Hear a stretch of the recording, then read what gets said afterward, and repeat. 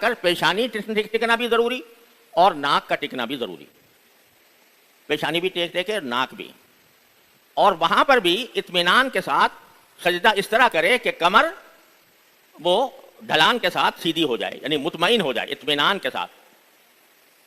یہ میں اس لیے کہہ رہا ہوں کہ بسا اوقات ہم لوگ نماز پڑھتے ہیں تو نماز پڑھنے میں رکوع میں گئے, بس ایک اشارہ ہو گیا رکوع کا, کمر سیدھی نہیں ہوئی, اور پھر کھڑے ہوئے تو فوراً کھڑے ہو گئے, اور کھڑے ہو کر بھی پوری طرح اطمینان نہیں ہوا تھا کہ جھٹ سجدے میں چلے گئے, اور بس ایک پیشانی ٹکائی اور پھر فوراً سبحان ربی الاعلیٰ سبحان ربی الاعلیٰ جلدی پڑھ کے وہ ایک دم سے پھر دوسرے مقادمے میں آ گئے.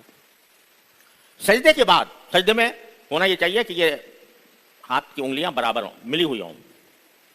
یہ سمجھ لو کہ رکوع کے اندر جب آدمی گھٹنے پر ہاتھ پکڑتا ہے, گھٹنے کو پکڑتا ہے ہاتھ کا, تو اس میں انگلیاں پھیلی ہوئی ہونی چاہیے ایسے. پھر جب سجدے میں جاتا ہے تو انگلیاں ملی ہوئی ہوں اور وہ زمین کے اوپر ٹکی ہوئی ہوں, اور سجدے کے اندر سبحان ربی الاعلیٰ سبحان ربی الاعلیٰ 3 مرتبہ 5 مرتبہ 7 مرتبہ جتنا بھی اللہ تعالیٰ توفیق دے وہ اتنی کہے. اس حالت میں کہے کہ اطمینان ہو گیا ہو سجدے میں جا کر, جلد بازی میں سجدہ نہ کرے بلکہ اطمینان ہو گیا ہو. چلو 3 مرتبہ ہی کہہ لو, لیکن سجدے کو سجدے کی طرح ادا کرو کہ سجدے بھی, پیشانی بھی, ناک بھی ٹکی ہوئی ہو, اور کمر جو ہے وہ متوازن ہو,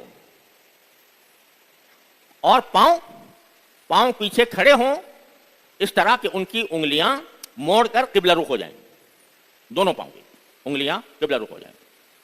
اس میں بھی بڑی غلطی ہوتی ہے کہ بس اوقات لوگ جو ہیں وہ ایک پاؤں پہ دوسرا پاؤں رکھ لیتے ہیں, یا بالکل کھڑا کر لیتے ہیں, یا انگلیاں زمین پر ٹکتی ہی نہیں سجدے میں.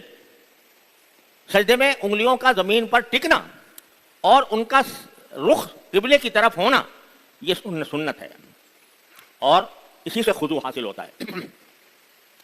اور اگر انگلیاں زمین پر نہیں ٹکیں پورے سجدے میں, اگر ایک مرتبہ بھی پاؤں کی انگلیاں زمین پر نہیں ٹکیں, پورا سجدہ اس طرح گزر گیا کہ پاؤں کھڑے ہوئے ہیں, تو سجدہ ہوگا ہی نہیں, نماز ہی نہیں ہو.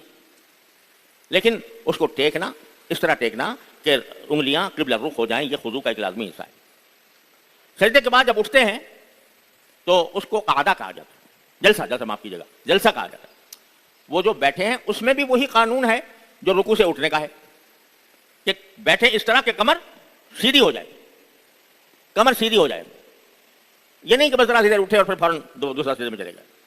اور یہاں بھی وہی بات ہے کہ رسول کریم صلی اللہ علیہ وسلم کی سنت یہ ہے کہ جتنی دیر آپ سجدے میں رہتے تھے اتنی ہی دیر جلسے میں بھی تقریباً, مثلا 3 مرتبہ اگر سبحان ربی الاعلیٰ کہا تو اٹھنے کے بعد اتنی دیر انتظار فرماتے تھے جتنی دیر میں آدمی سبحان ربی الاعلیٰ کہہ سکے. بلکہ حضور اقدس صلی اللہ علیہ وسلم کا معمول یہ تھا کہ کچھ کلمات بھی فرماتے تھے رکوع سے کھڑے ہو کر.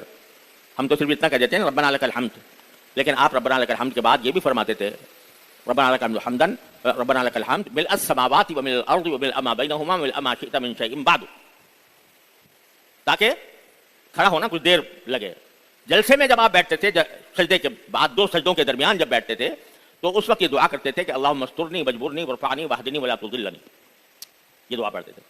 عام طور سے یہ کہا جاتا ہے کہ یہ نوافل میں پڑھنی چاہیے, یعنی امام کو یہ کہا گیا کہ یہ عام آدمی کو بھی, لیکن اگر کوئی پڑھے تو اچھی بات ہے, کوئی بری بات نہیں ہے, تاکہ جو وقفہ ہے وہ قومے میں کھڑے ہونے کا وقفہ اور جلسے میں بیٹھنے کا وقفہ سنت کے مطابق ہو جائے. اس طرح کرنا چاہیے.